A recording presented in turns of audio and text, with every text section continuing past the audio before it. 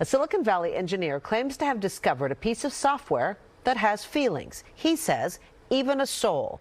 But he says his company and many tech experts are skeptical. And now Google is at the center of that debate.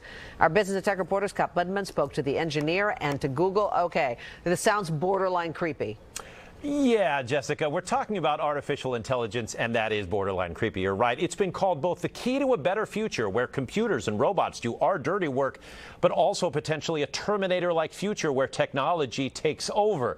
The idea that we may be close to some sort of a tipping point is under debate right here, right now. Fittingly for a Silicon Valley search giant, Google finds itself at the heart of a very techie search for answers. Google engineer Blake Lemoine says a chatbot project he was working on became able to think for itself. I spoke to Blake, who recently went public with its findings.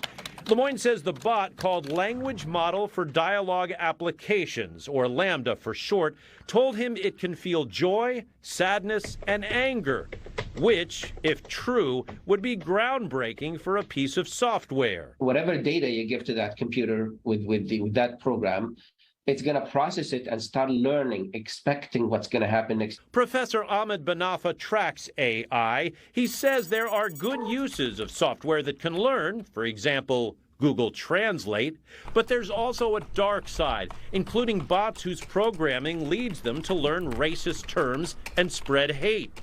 Lemoine claims Lambda has a soul. Banafa says it's too soon to say.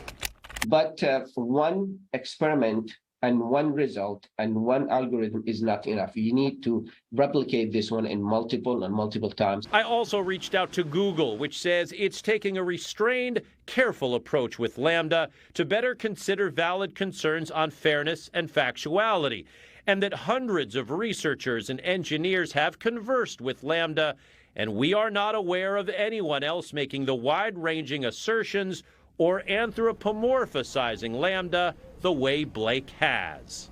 Now, Google has put Blake, who, by the way, is on his honeymoon right now, on paid leave after he went public with his findings and feelings. Google says the engineer breached the company's confidentiality agreement. Blake told me he understands, but his conscience told him he should go public. If you're interested, I put more of his reasoning and findings on my Twitter page. Jessica, we have not heard the last of this story. Yes. All right. Thank you very much, Scott.